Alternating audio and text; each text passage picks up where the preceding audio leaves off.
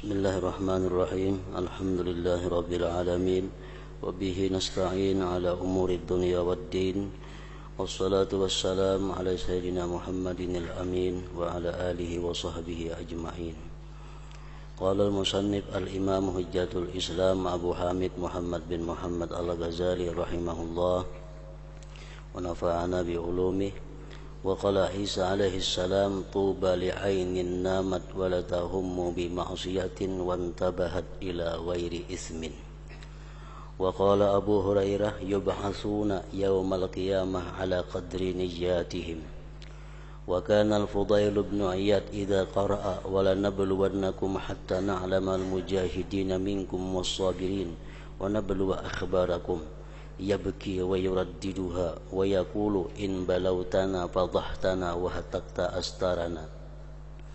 Wa qala al-Hasan innama khalada ahlul jannati fil jannah wa ahlun nari fin nar bin nijat.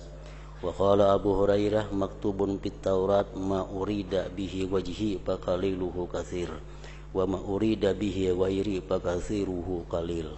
Wa qala Bilal bin Sa'din innal 'abda la yaqulu qawla mu'min fala yada'uhu Allah azza wa jalla wa qawlahu hatta yanzura fi amali fa idza amila lam yada'uhu Allah hatta yanzura fi wara'ihi fa in tawarra'a lam yada'uhu hatta yanzura madza nawa fa idza salahat niyyatuhu fa bil hari ay yusliha ma duna dzalik fa idzan imadul a'mal an-niyyat fal amalu muftakirun ila niyyah liyasira biha khaira wan niyyatu bi nafsiha khair wa in ta'azzara al-'amalu bi'aikin ila akhir. Makna daripada kalam al-Imamul Ghazali rahimahullah wa nafa'ana bi ulumi. Nabi Isa alaihi salam bersabda, berbahagialah, beruntunglah artinya bagi mata yang tidur dan tidak bercita-cita dengan perbuatan maksiat.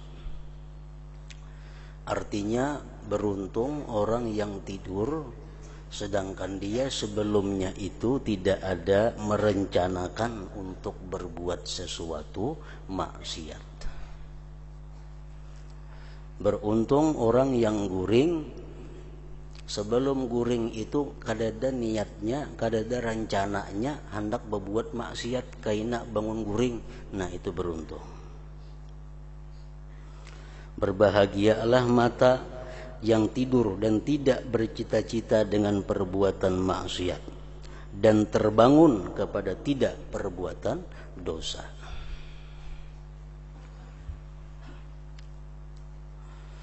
Abu Hurairah radhiyallahu anhu berkata, mereka manusia kelak akan dibangkitkan pada hari kiamat menurut kadar niat mereka.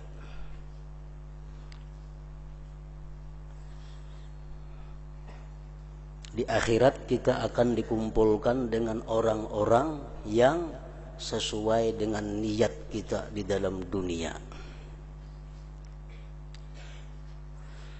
Orang yang tidur di atas tilam yang empuk, orang yang guring di tilam nang kandal lalu mati. Begitu mati di akhirat dia dikumpulkan dengan orang-orang syahid. Padahal matinya bukan di medan perang. Tapi ternyata di akhirat dikumpulkan bersama syuhada, orang-orang mati syahid.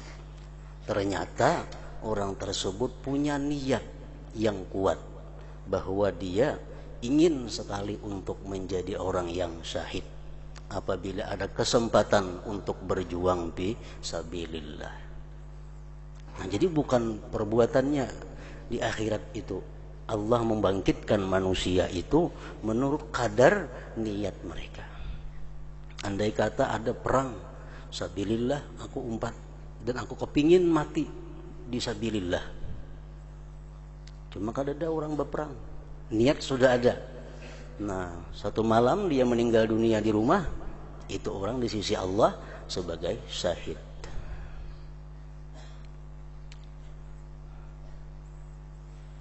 Contohnya lagi seorang perempuan yang belum kawin atau kada kawin. Seorang perempuan yang kada kawin ini mati. Ternyata si perempuan yang kada kawin ini di akhirat dikumpulkan Allah bersama-sama dengan perempuan-perempuan yang sangat bakti kepada suaminya. Dan dalam dunia kada pernah kawin. Kenapa di akhirat berkumpul lawan perempuan-perempuan yang bakti lawan suaminya? Ternyata perempuannya dalam dunia dia punya niat yang kuat. Andai kata aku kena dikawini orang, andai kata aku jadi bini, aku akan jadi bini nang bakti kepada laki. Nah, orang kada tenang handaknya mati pada hulunya. Mati pada hulu. Di akhirat berkumpul lawan siapa? Lawan orang-orang nang balaki nang bakti kepada suaminya. Nah itu niat. Mereka kelak akan dibangkitkan pada hari kiamat menurut kadar niat mereka. Orang setiap waktu sembahyang berjamaah di masjid. Ini contoh-contoh. Sembahyang tiap waktu berjamaah di masjid. Begitu sampai mati di akhirat kadada catatan amal sembahyang berjamaah di masjid itu. Padahal zuhur asar di masjid sembahyang. Kenapa kadada? Oh sekalinya ke masjid tuh salajur ke pasar benar aja. Karena tokonya parak masjid, tokonya kada jauh masjid, kada jauh ya sembahyang zuhur berjamaah. Sembahyang asar berjamaah, bukan ke masjid tujuannya, kada mulai rumah ke toko. Buktinya apa? Buktinya andai katanya kada ke toko, sembahyang kada berjamaah di rumah. Nah itu bukti bahwa ke masjid itu salajur menyalajur. Jakanya bujur-bujur orang ini ketujuh berjamaah, walaupunnya di rumah kada turun ke toko, tatapnya berjamaah ke masjid sembahyang. Nah ini bukti bahwa inya sembahyang berjamaah itu karena menjunjung perintah Allah, bukan karena salajur menyalajur. Nah, kadada dalam catatan amal. Karena sekalinya niatnya kadada. Niatnya. Orang menuntut ilmu 2-3 kali seminggu. Menuntut ilmu 2-3 kali seminggu. Begitu mati kadada catatan amal, maka mengaji 2-3 kali seminggu.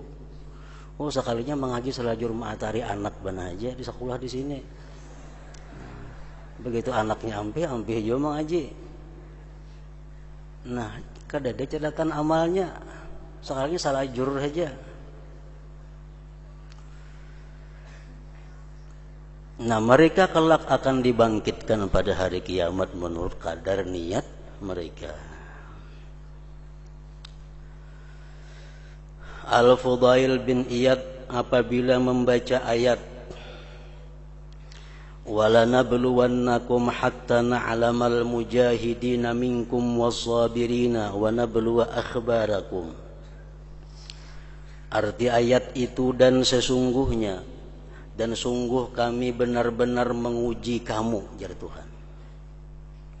Sungguh kami benar-benar menguji kamu agar kami mengetahui orang-orang yang berjihad dan bersabar di antara kamu, dan agar kami menyatakan baik buruknya hal ehwalmu. Fudail bin Iyad apabila membaca ayat itu maka ia menangis dan mengulang-ulangi membaca ayat tersebut dan berkata, sesungguhnya Engkau ya Tuhan kalau menguji kami, niscaya Engkau membuka kejelikan kami. Kalau Engkau tuh bujur-bujur menguji kami nyata kada lulus. Niscaya Engkau membuka kejelikan kami dan merusak tutupan-tutupan kami. Maksudnya tutupan-tutupan keaiban kami. Al-Hasan berkata, sesungguhnya penghuni surga kekal di surga dan penghuni neraka kekal di neraka disebabkan niat. Macam kita punya niat beribadah kepada Allah, patuh kepada Allah, seumur berapakah diberi Allah? Walaupun kita diberi Tuhan umur sampai hari kiamat, tetap kita patuh kepada Allah. Niat kita macam itu kan. Nah oleh karena itu kita andai kata ke surga, kita mati kekal dalam surga. Kenapa? Karena niat kita kekal dahulu dalam dunia. Nah orang-orang kafir pun macam itu juga. Orang kafir itu menyembah berhala 50 tahun, mati 50 tahun menyembah berhala, tapi di nerakanya kekal. Kenapa? Karena hatinya sudah bertunggu. Andai kata dia sepanjang masa diberi umur, dia akan tetap menyembah berhala. Nah, jadi niat.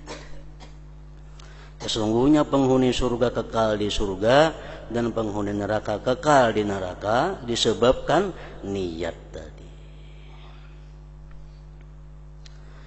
Abu Hurairah radhiyallahu anhu berkata, tertulis dalam kitab Taurat, apa yang dikehendaki keridhaanku, maka sedikitnya adalah banyak.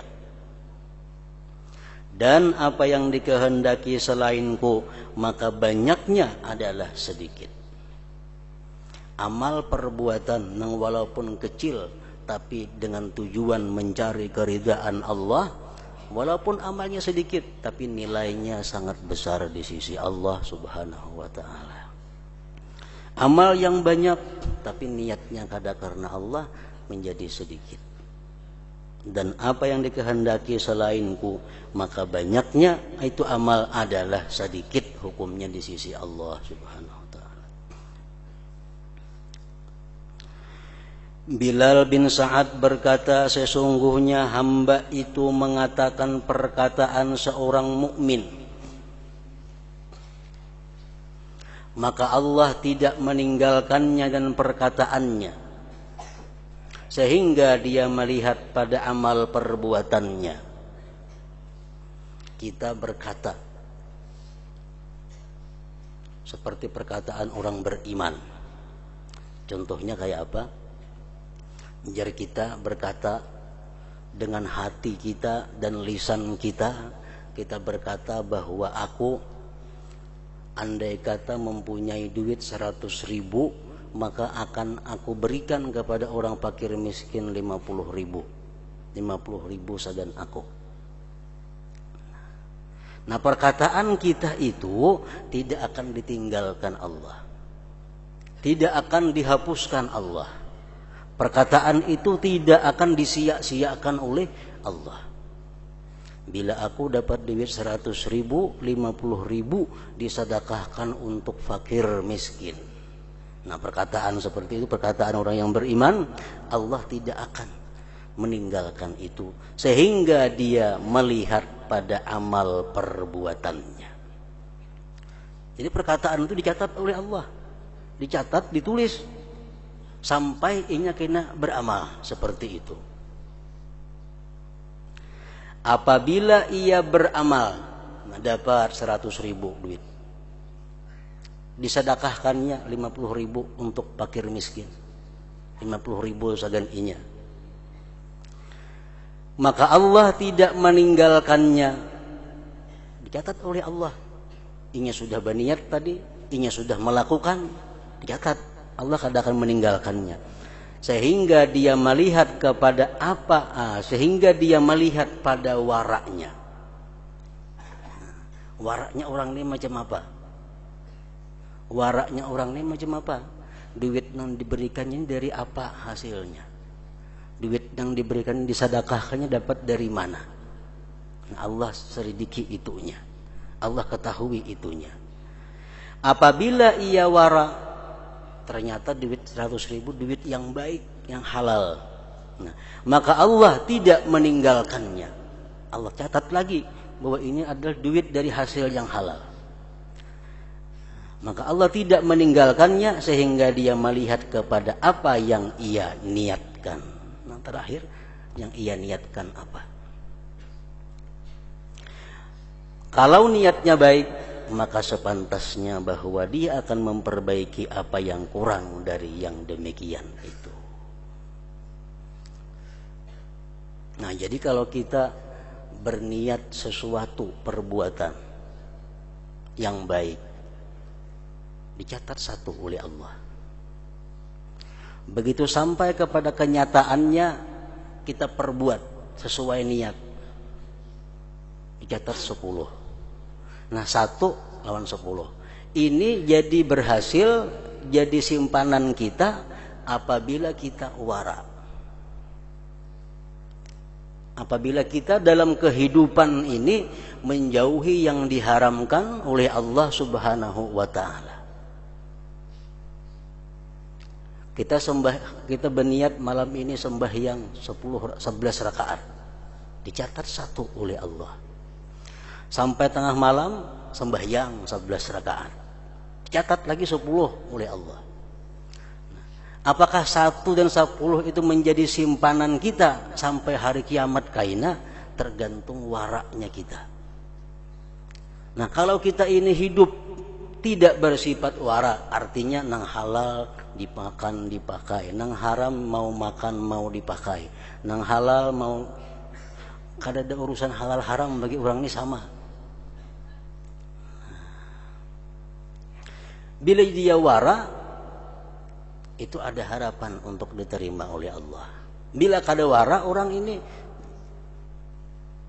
sebagaimana perkataan Ibnu Umar radhiyallahu anhu, "Law shallaitum hatta takunu kal hanaya wa sumtum hatta takunu kal autar, lam yataqabbalillah minkum illa bi wara'in hajiz."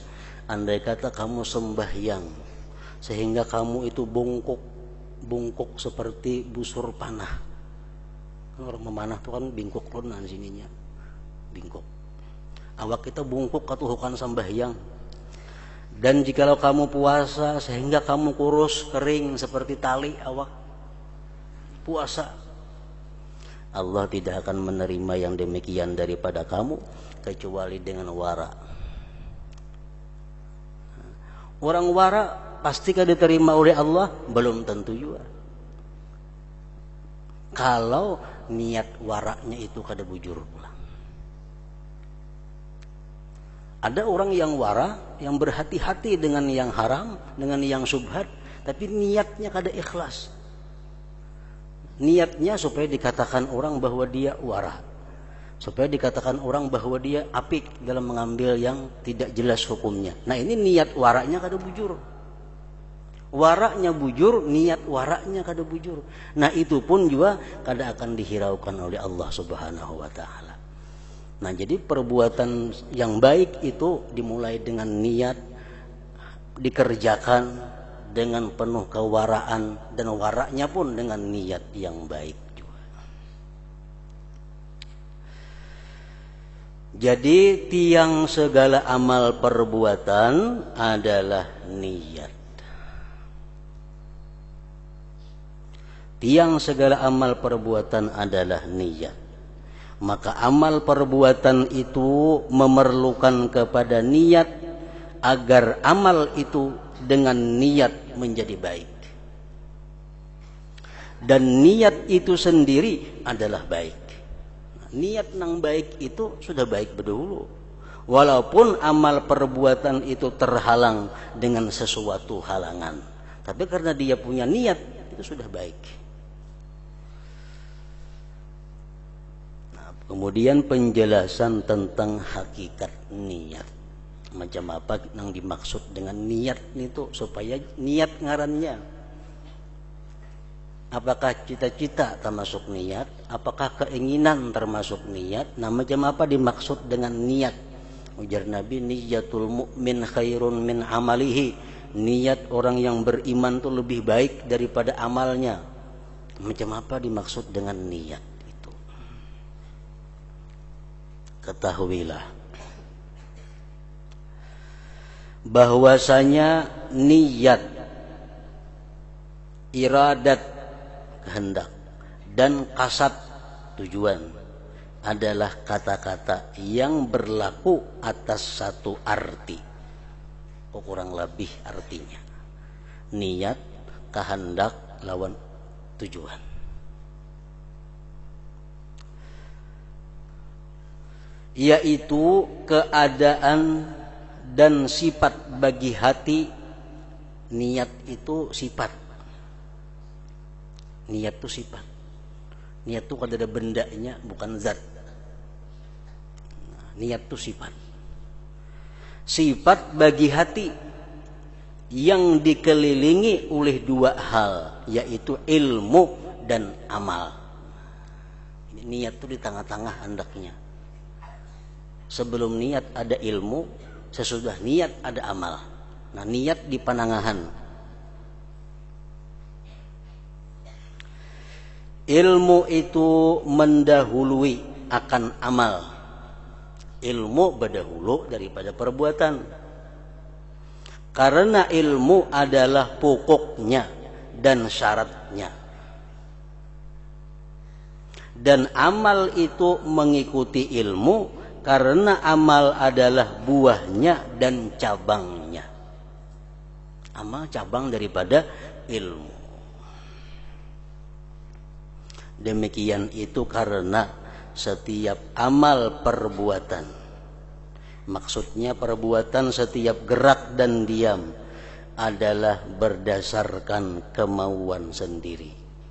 Maka ia tidak sempurna kecuali dengan tiga hal, yaitu ilmu, kehendak atau niat, dan kemampuan. Jadi amal perbuatan kada akan bisa sempurna kalau kada ada tiga hal. Pertama ilmu, kedua niat atau kehendak, yang ketiga kemampuan. Tiga itu hanya terjadi satu perbuatan. Contohnya, orang mengetahui bahwa bersedekah itu adalah baik. Tahu. Ganjarannya surga. Macam-macam. Sudah diketahuinya. Tahu. Itu sebuting syaratnya. Tapi inya kada hendak. Tahu sembahyang tahajud baik, tahu. Tapi inya kada hendak. Adalah terjadi sedekah, adalah terjadi tahajud, kada ada. Kenapa? Karena modalnya hanya sebuting tahu aja, ilmu aja. Kehendaknya kada ada, kada kawa. Jadi amal perbuatan itu terjadi dengan sempurna dengan himpunan tiga perkara. Pertama ilmu. Nah, ilmu sudah tahu bahwa bersedekah itu baik, nuntut ilmu itu baik, bangun tengah malam itu baik, sembahyang berjamaah itu baik. Yang kedua hanya kehendak. Kehendak. Niat.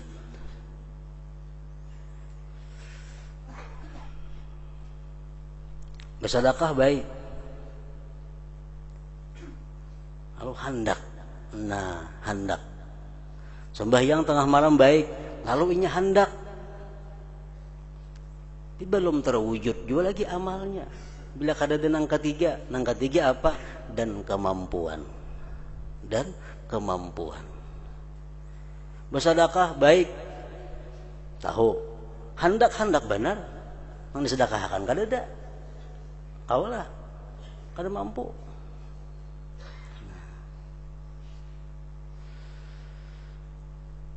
Jadi dengan tiga himpunan ini akan terjadi satu perbuatan yang sempurna. Ilmu, kehendak, dan kemampuan.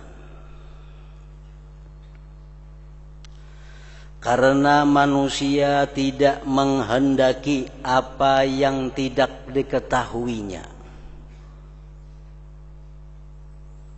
Manusia tidak menghendaki apa yang tidak diketahuinya. Maulah kita menghendaki yang kita kada tahu. Kita tuh hendak karena tahu. Karena tahu lalu hendak. Amun kita kada tahu, kada hendak napa-napa. Karena manusia tidak menghendaki apa yang tidak diketahuinya. Jadi orang yang kada banyak tahu tentang dunia itu lebih baik daripada banyak tahu tentang dunia. Kenapa? Bila banyak tahu tentang dunia, makin banyak yang dikaping ini.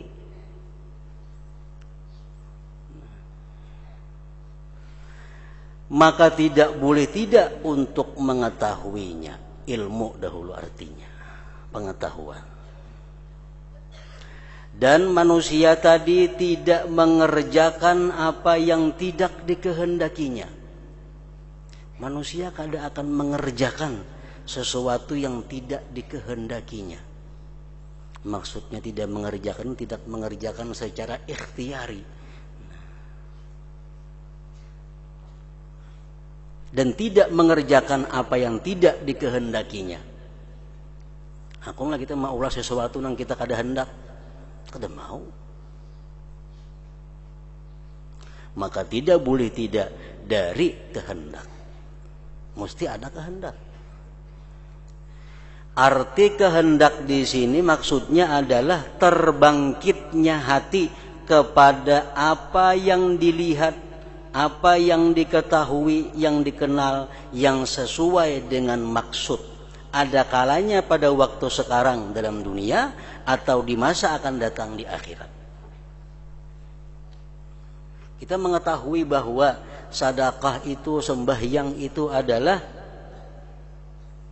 sesuatu yang sangat besar ganjaran di sisi Allah di akhirat.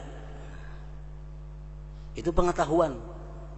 Begitu kita mengetahui demikian ganjaran besarnya di sisi Allah, terbangkitlah hati untuk menghendaki itu. Nah, jadi niat tuh mulai di situ andaknya. Niat tuh mulai di situ.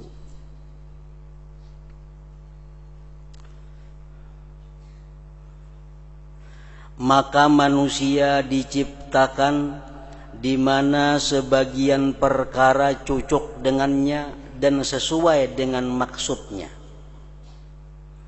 Allah menciptakan perkara-perkara ada yang sesuai dengan maksud kita, sesuai dengan keinginan kita. Contohnya sihat. Semuaan manusia kepingin sihat. Mampu.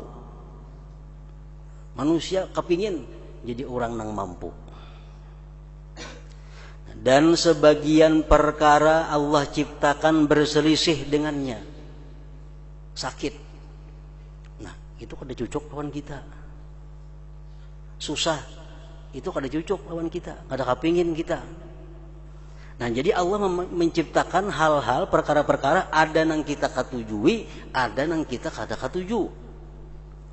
Nah, maka ia memerlukan kepada menarik perkara yang sesuai, yang cocok kepada dirinya, dan menolak yang mendatangkan bahaya yang bertolak belakang dari dirinya. Lalu si manusia ini berusaha untuk mengambil nang cocok lawan dirinya, menghindari, menjauhi nang kada cocok lawan dirinya. Manusia berusaha agar dia sehat, agar dia kaya, agar dia berilmu. Berusaha untuk menarik itu. Dan manusia menjauhi, menolak sakit, menolak bangkrut, menolak dan sebagainya negara baiknya. Maka ia memerlukan dengan pasti kepada mengenal dan mengetahui sesuatu yang mendatangkan bahaya dan mendatangkan manfaat, sehingga menarik ini dan lari dari ini. Jadi manusia mesti tahu nang mana nang menyenangkan lawan inya, nang mana nang menguntungkan lawan inya, nang mana nang memberi manfaat lawan inya. Manusia mesti mengetahui itu supaya bisa menarik. Dan manusia mesti tahu apa-apa yang membahayakan lawan dirinya supaya bisa menolak, supaya bisa menjauh. Nah, jadi ilmu. Sesungguhnya barang siapa yang tidak melihat makanan dan tidak mengenalnya, maka tidak mungkin ia memakannya. Di tahun 90-an ke bawah, kita kada hendak makan Kentucky. Kenapa? Kada tahu pada Kentucky itu ada. Kada mengenal. Talintas di pikiran kita aja kadada hendak makan Kentucky, kadada. Karena kita kada tahu pada itu makanan, dikira ngapa Kentucky ini tuh.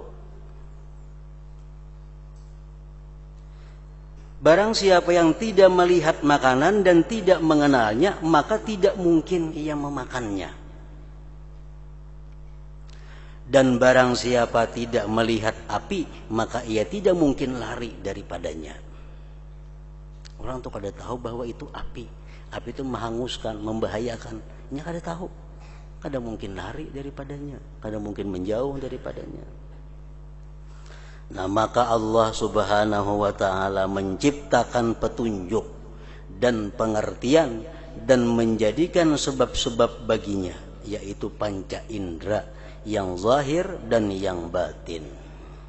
Dan demikian itu tidak termasuk maksud kami. Membicarakan masalah panca indera bukan tujuan kami di sini artinya.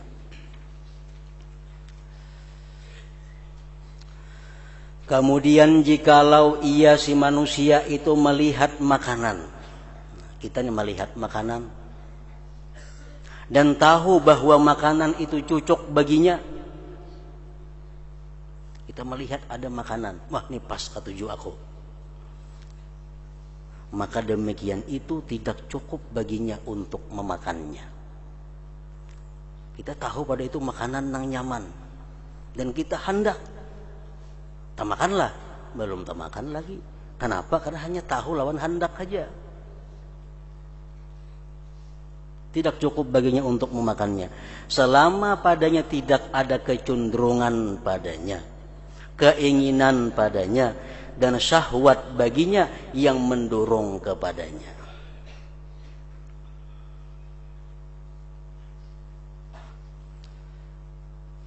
Karena orang yang sakit, ia melihat makanan dan tahu bahwa makanan itu cocok, makanan itu nyaman, tahu, dan dia tidak mungkin memakannya karena tidak ada keinginan dan kecenderungan dan tidak ada pendorong yang menggerakkan kepadanya. Orang garing surungnya ayam goreng, tahu ya pada nyaman itu, tahu, tapi nya kada ada liurnya, pahit liurnya, kada kepingin disuapin di luaknya. Padahal tahu pada itu makanan yang nyaman, cuma karena inya kada ada kehendak yang membangkitkan dirinya, kada ada nafsunya, kada makan inya. Nah, maka Allah Ta'ala menciptakan bagi manusia kecenderungan, keinginan, dan kehendak. Maksudnya kecenderungan pada dirinya kepada makanan itu dan menghadap dalam hatinya kepadanya. Kemudian demikian tidak cukup baginya. Ada makanan yang nyaman, tahu kita pada nyaman, dan hendak makan ada, dorongan kuat hendak makan itu, belum tentu kita kau makan. Duitnya kada ada nukar kau lah. Beli berada melihat di warung nah, gana-gana wadai iwak, hendak duitnya kada ada kemampuan, kada kau makan. Orang garing tadi mulai kehendaknya sudah kada ada. Ada ini kehendaknya ada, cuma kemampuannya kada ada. Maka banyak sekali orang yang menyaksikan makanan, berkeinginan padanya, berkehendak memakannya, hal keadaannya lemah daripadanya karena keadaannya lumpuh umpamanya. Maka diciptakan baginya kemampuan dan anggota badan yang bergerak sehingga dengannya sempurna memakannya. Nah, itulah perbandingannya ibadah yang kita lakukan. Pertama dasarnya adalah kita mengetahui dahulu bahwa ibadah itu perlu. Ibadah itu memberikan manfaat yang luar biasa kepada kita. Nah, dengan itu diharapkan akan timbul kita keinginan, kebangkitan hati untuk melaksanakan itu. Dan kita pulang minta kepada Allah kemampuan untuk melaksanakan ibadah itu.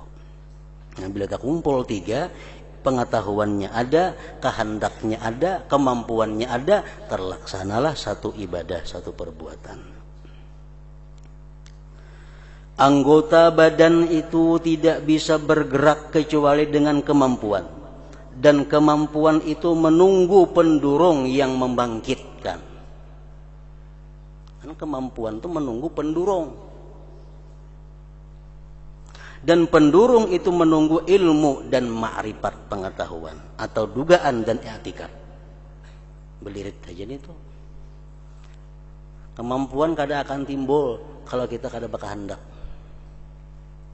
Berkehendak kada akan timbul kalau kita kada tahu. Kalau kita kada tahu.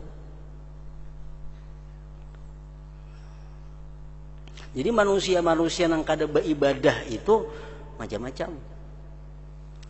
Manusia yang kada sembahyang, manusia yang kada taat lawan Allah. Ada yang memang inya kada tahu. Lalu kada ada kepingin. Lalu kada ada kemampuannya. Ada yang tahu. Cuma pengetahuan itu kada sampai kepada memberikan kehendak. Kada sampai memberikan minat, membangkitkan. Ada yang tahu hendak tapi kada mampu. Nah, jadi orang meninggalkan ibadah itu salah satu antara tiga itu. Kita kada sembahyang malam, padahal tahu. Padahal hendak. Cuma bila malam teguringan, bangun siang sudah kada kawa. Ada macam itu. Ada yang memang kada tahu pada malam tu baik. Jadi kada ada minat, kada ada kehendak karena kada tahu. Macam-macam.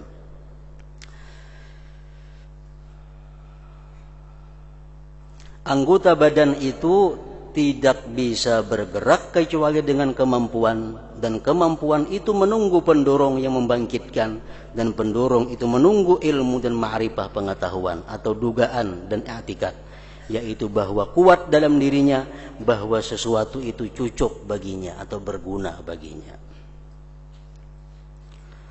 Apabila ma'rifat itu kuat, ilmu pengetahuan yang ada pada kita sangat kuat,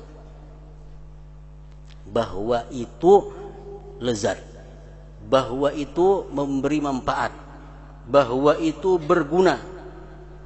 Apabila ma'rifat itu kuat, ilmu itu kuat, bahwa sesuatu itu cocok dan tidak boleh tidak untuk diperbuat, dan ma'rifat selamat dari rintangan pendorong yang lain yang memalingkan daripadanya, maka bangkitlah kehendak dan terbuktilah kecenderungan. Jadi ilmu ini harus kuat. Kalau ilmu bebaya kuat saja kada akan timbul pendorong. Kehendak, dorongan, kecenderungan, kemauan, keinginan kada akan timbul kalau kada pengetahuan yang kuat mendorongnya. Jadi mau ulang-ulang itu kada jadi masalah. Misalnya hadis sebuting dibaca hari ini bahwa ini baik. Mendengar dah kita tahu. Barangkali kita sekali aja mendengar itu belum cukup untuk mendorong kemampuan bangkitnya cenderungnya kita. Nah, 2 kali kita baca pulang hadis yang semalam itu menambah kekuatan ilmu supaya membangkitkan dorongan. Esok kita baca pulang hadis yang menyuruh kita memperbuat kebaikan, menambah pulang pengetahuan, menambah pulang untuk membangkitkan dorongan. Jadi dorongan itu atau kecenderungan itu, kehendak itu akan timbul bila mana pengetahuannya kuat. Pengetahuan yang kuat. Maka bangkitlah kehendak dan terbuktilah kecenderungan. Apabila kehendak bangkit, nah karena ilmunya sudah kuat, di kiri, di kanan, di muka, di belakang, ilmunya mendorong-inya, timbul laluan kebangkitan, timbul kecenderungan, timbul keinginan, maka kemampuan bangkit untuk menggerakkan anggota badan. Apabila kehendak bangkit, apabila kehendak itu sudah timbul, maka kemampuan bangkit untuk menggerakkan anggota badan. Anggota badan ini akan bisa bergerak apabila didorong oleh kehendak yang kuat.